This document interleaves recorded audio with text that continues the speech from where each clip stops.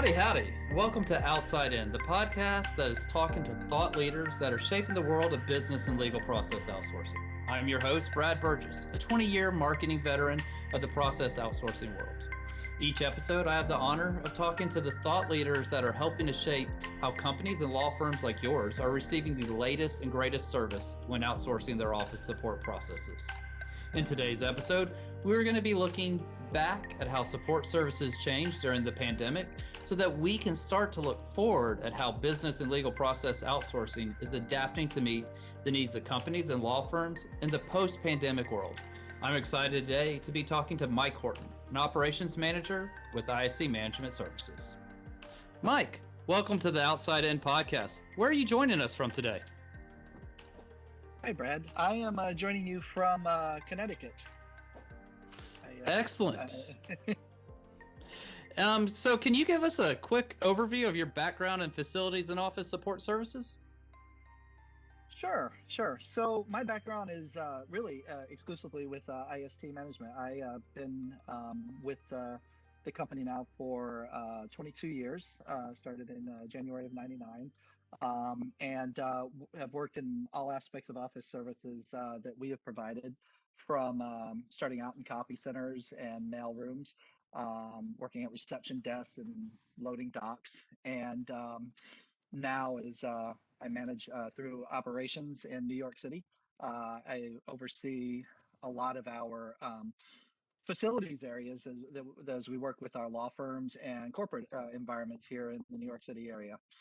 We deal with both mail and copy, receiving, reception, and as well as document services as well, dealing with electronic filing and facilities management too. So we're kind of covering all aspects of what facilities our clients are taking care of these days.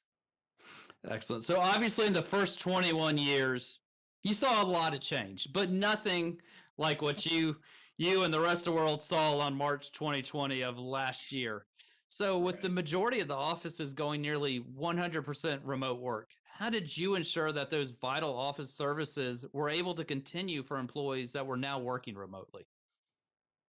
Well, it was interesting, and it from the approach here and with New York as well, getting hit so hard with the coronavirus pandemic. One, realizing with our employees that our services were deemed essential from the beginning. A lot of people thought that essential services related just to healthcare or public works. It really our services were essential for every one of our clients. So in the beginning was really just putting a plan together to make certain that services were continuing to maintain, regardless of whether employees were in the offices or, like you said, is eventually once they went full remote, these services still need to happen. FedEx packages needed to get received. And when relating to law firms, copy projects still needed to get printed and get sent out to their destinations. Court proceedings were still going on, and so our team was well equipped to receive these requests remotely, handle the projects, and then take care of them directly by kind of becoming their own courier service. A lot of my staff were out in the field delivering things back to requesters' houses to make certain that it was touching as few hands as possible and it was safe as possible where it was needed to be. So the request became completely automated, even more so than it was when we were on site. And putting that, excuse me, putting those logistics together just took some time, took some constant communication with our staff and our clients to make certain that everybody knew what was needed, and we could make certain that these processes went off without a hitch, even during these crazy times. Yeah, I love where you said essential. Obviously us both working at ISC Management, being in this business forever, we've always thought our work was essential, but it is one of those things that we do it so well that our clients, that it moves into the background and they don't see it as essential work. But now that it clearly is essential work and it's needed to help their businesses move forward, what were some of those support services that became more popular once employees went remote? So a lot of the things that became popular was well, there was a couple of things actually. One of the items was just a courier service that was needed. And New York is so unique because of the setup where everybody's really on top of each other. And the culture in New York before the quarantine is you really could work in one office, produce a document, and then just go across the street to take it to the other law firm or the other um, recipient of this. Obviously, people working remotely and they really could be in 2 or 3 different states. That didn't happen as well. But the uniqueness with New York is 2 or 3 different states is still 50 miles apart. So we could set up some services to get these items to them still same day without having to go through the logistics of setting up a courier that could be deemed a little bit nerve-wracking or unsafe. Not worrying about FedEx because they were or UPS because they were also limited in what they were able to do. So that service for us here really became essential in making certain that requests and items were delivered to our clients on the day-to-day. The other item that we didn't know at the time, but we thought was going to be extremely essential, was the setup of their offices to be set up for social distancing. So most of our staff that remained on site also took on the task of really become architects now, because they were redesigning their offices to be set up for social distancing, and all the protocols once the end users returned. It turned into uh, what used to be a very open area now had plexiglass. It had to be built and put into place. Dividing us from anybody walking up. Each cubicle had to be divided up. Well, since the offices were closed at the time, we became those essentially the architecture, the foremen's putting those floor plans together and redesigning everything for them as well. So it kind of came full circle as far as we set everything up so that things could get out, but also then created the office environment to be safe for when people were to return.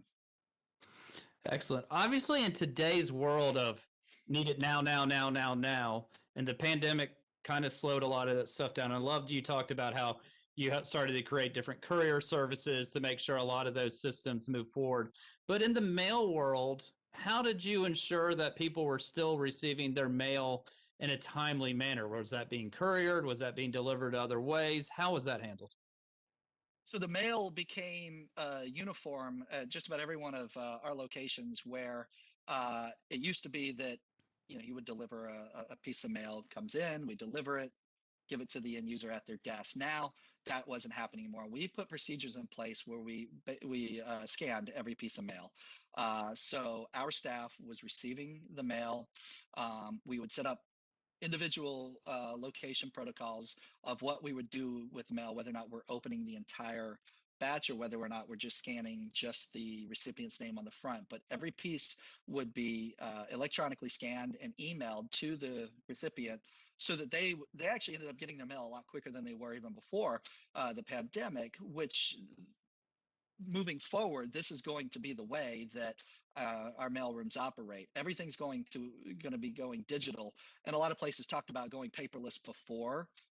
This kind of forced some of this paperless a lot more than the offices were expected to begin with. So mail is now, for the most part, I would say almost 100% digital at most of our locations.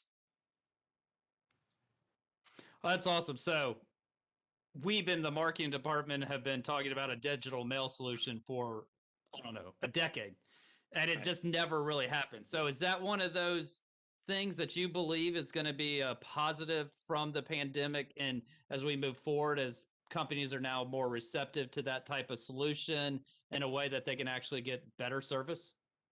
Yes, yes, and I think that the conversations that people were not ready to have before the pandemic kind of steered around mostly around the change because of security protocols within their own IT departments, and sometimes it was a cost factor too. Now, because it's kind of forced their hand, um, we've been able to have those conversations on how this digital mail is set up and how much more efficient it is and how user friendly it is for them. And I think it's opened the eyes to a lot of our clients that this actually is the way of the future. And I really don't see it going back. I think that this is this as crazy as it is, this situation has kind of been a blessing for this part of a feature that we've been pushing for, like you said, almost a decade now. That is allowing us to really show what us as a company specifically could do for them, regardless of the environment and regardless of the circumstances. So yeah, so mail's definitely not going away. It's going to change. It's going to adapt, and one of those great ways is a true digital mail solution. What are some of those services that you think just might not come back? Hospitality is going to be a challenge. That is one that before the pandemic, uh, it wasn't uncommon to have 30 people in a conference room having a catered meal, doing a presentation 2 or 3 days at a time. Um, and that's going to be something that's going to be very slow to come back. I think over the next 2 years, things like that will come back because I do believe it's part of our clients' culture, and I don't think you can. I don't think you can create a culture with remote working the way we have. But I think in the short term, hospitality is going to take a big hit with how it's handled, and it's going to be a little bit more virtual, like we're always doing now. So that's going to be one of the challenges that we have, as we have several clients who just really lived on hospitality, and now as they are changing their environment, we're here to support them and offer up ideas on how we can still be of value to them uh, through this transition as that feature of their culture kind of takes a hit for a while. Yeah, I assume you're probably going to see a lot of conference rooms transition into having a lot more technology in them, so that while you still have 30 people together, you might have 5 people in that conference room versus 30, and they're able to better digitally connect out to the rest of the world. Exactly right. And a lot of our staff, where they were working on procedures for making certain that a setup was created for food and beverage. Now it's a little more troubleshooting from the IT side of things and making certain that we're familiar with how a webcam or a laptop is set up to make certain that those communication tools are working properly.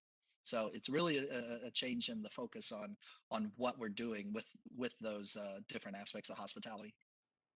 But I do love what you talked about earlier when you talked about culture. And this is one of the things I'm constantly talking about with people when I discuss, do I think we're going to go back to 100% offices or not? And no, we're not. But it's difficult to create that culture that you want in a digital world.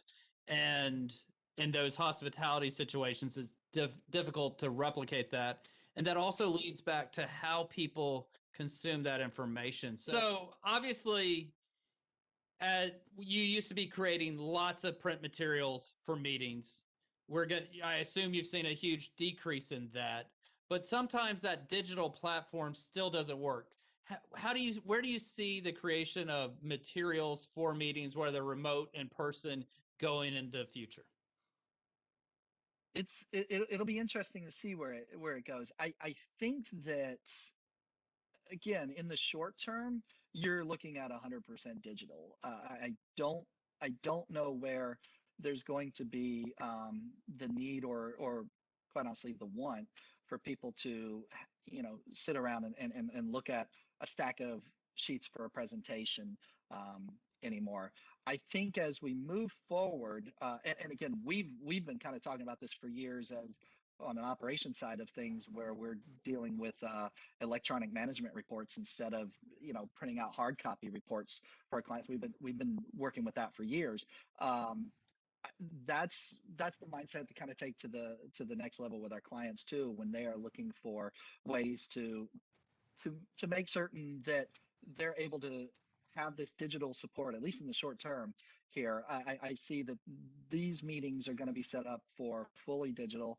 Um, and some of the creation may actually come from our staffs moving forward, where in the past, their marketing, we would work closely with marketing teams to create the final product. I think now we may be involved with actually creating the product when it comes to putting these presentations together, if you will. They may actually come to us with a concept instead of with the finished digital product for us to print out. And so that's going to take some understanding on our end to kind of help drive that initiative and those types of thoughts when it comes to this changing culture. Yeah, so that seems like a natural transition where you go from that print specialist, that person that knew how to make that presentation really pop and look great physically, but now going into more of that graphic design area and helping them create those presentations and making sure they're interactive and ready to be able to present and have the same impact in a digital world. Right, right. Yeah, just a different approach now.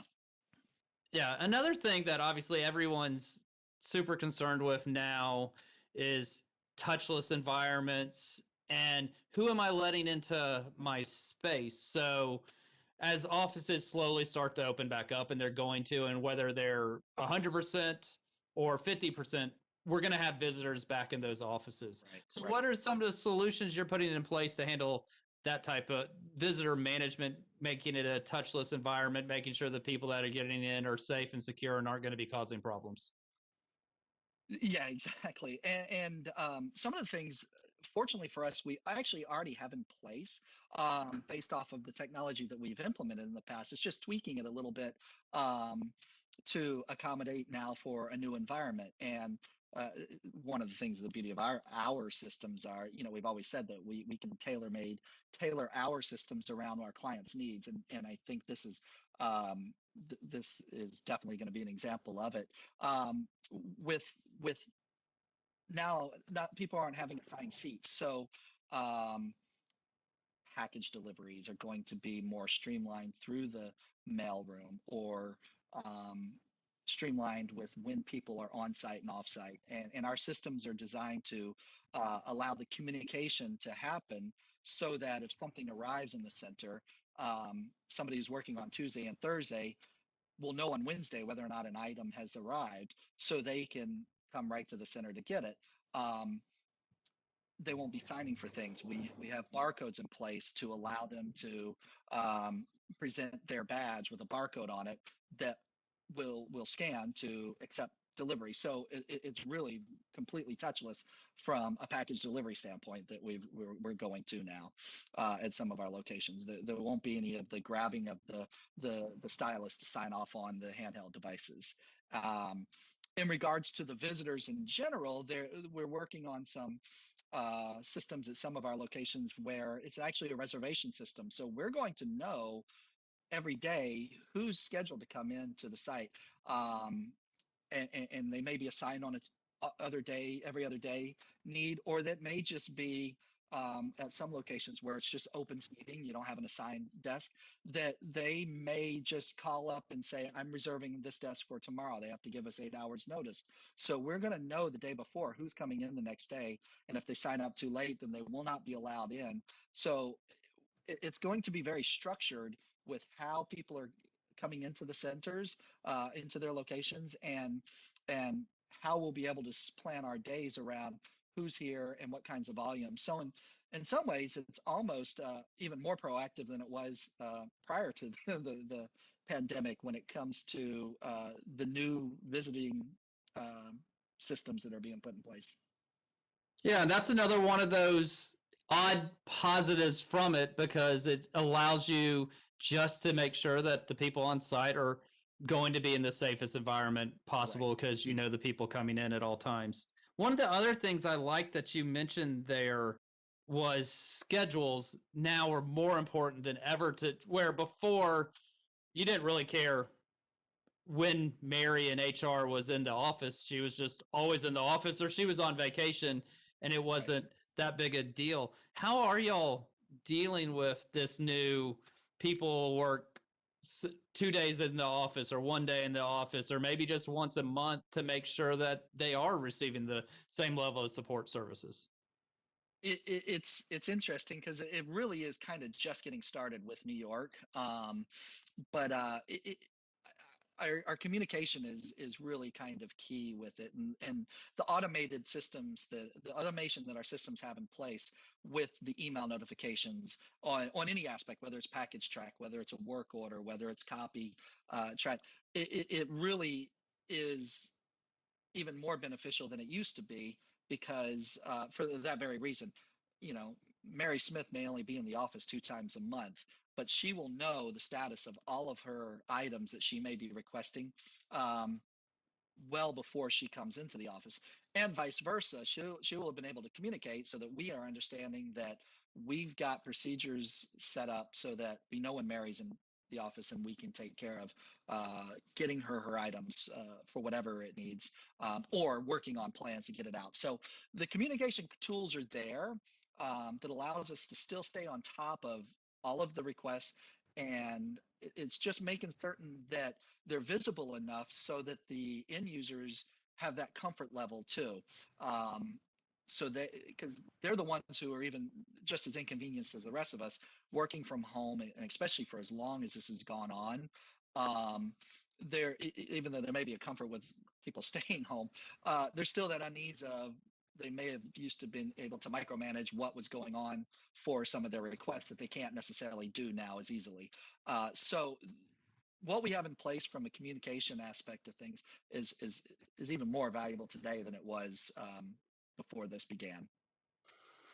Yeah, and so just one last thing here. So I love what you're talking about with all the technology and how that technology is allowing companies to still function and through those office support services. But one of the key things about office support services is that customer service, that personal touch. How in a remote world where that personal touch has been removed, do you inject that personal touch still to provide that higher level of customer support? That's the challenge. I think I was talking with one of my managers when this was going on. The thing that I personally missed the most was the interaction on face to face with my staff. I didn't realize how much I enjoyed that until it was taken away from me. So that is a big challenge every day, and that really falls upon our falls upon myself from an operations standpoint, but it falls upon our on-site managers even more so.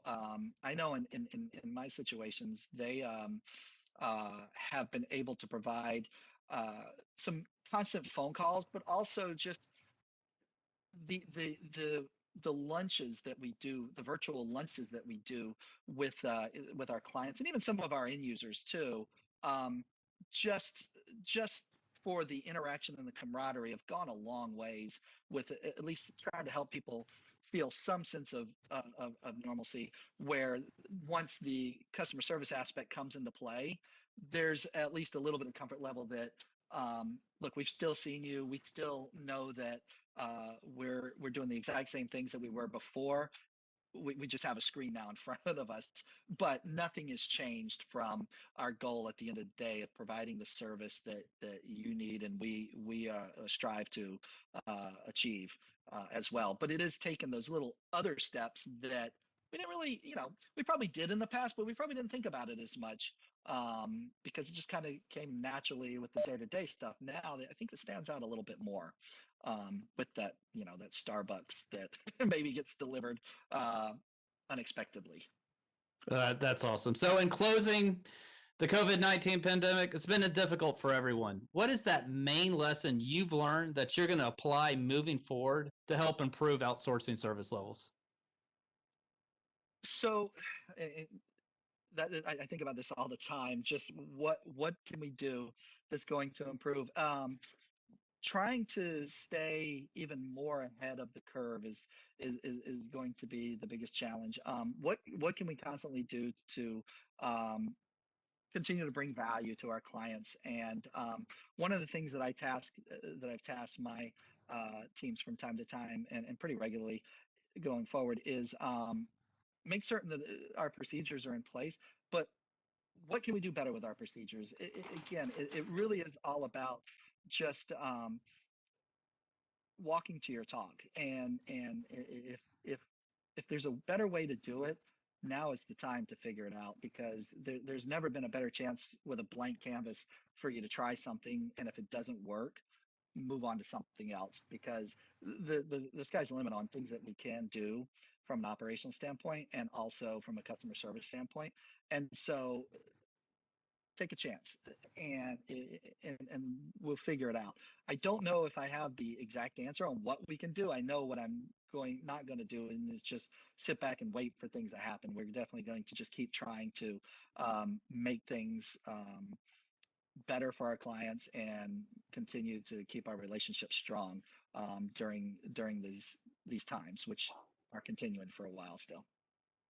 Excellent, Mike. I want to thank you for your time, and I just want to say what I took from this interview, that the most important thing is that, one, we know more than ever now that the work we do is essential. And number two, what you just said is we can't sit back and wait. We got to always be planning for what's next and how to continue to improve services and how to make services better, whether it's in person or remotely. But we got to be making sure we have the technology and the personal touch put forward. And I think you really illustrated that throughout the conversation here about how important it is to have those balances and to always be proactive, because the pandemic's going to end, thank goodness, but we never know what the next issue is we're going to have to deal with and how it's going to affect the way business works. Yeah, no, it will, and I appreciate it. I enjoyed this. Thanks so much for asking me to be a part of it. This is wonderful to take part in. Absolutely, and go Dogs. That's right, go Dogs. That is right. Excellent. Thank you so much, Mike. Good, Brad. Thanks so much. Perfect. Have a great Yep. day. You too. And that's a wrap of this episode of Outside In, your source for all the latest happenings in the world of business and legal process outsourcing. I want to thank Mike Horton for taking time out of his busy day to talk to us about how companies are applying the lessons learned during the COVID-19 pandemic to improve the outsourcing facilities and office support services moving forward. To learn more about how IST can help you, go to istmanagement.com. And as always, if you like what you heard, and you want to learn more about the latest trends in business and legal process outsourcing, please subscribe to the podcast.